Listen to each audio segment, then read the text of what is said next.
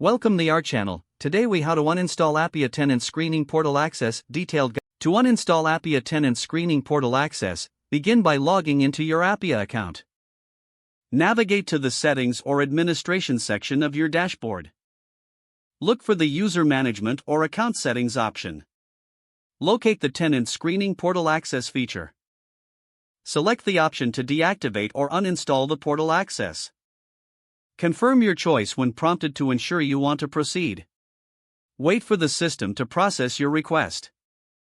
You will receive a notification confirming the uninstallation.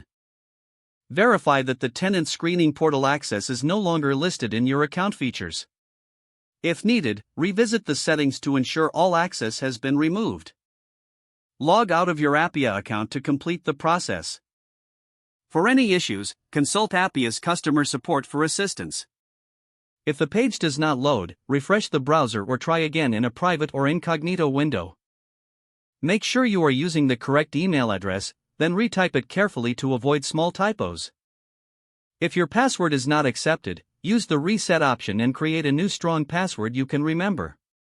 Check your spam folder for verification or security emails, then complete any requested confirmation steps. Enable two-factor authentication if available to improve account security and reduce unauthorized access risk. After signing in, review your profile details so your contact information and settings are accurate and current. If you see an error message, note it down and try again after restarting your device and internet connection. Log out when you finish, especially on shared devices, to keep your account and payment information secure. If the page does not load, refresh the browser or try again in a private or incognito window. Make sure you are using the correct email address, then retype it carefully to avoid small typos.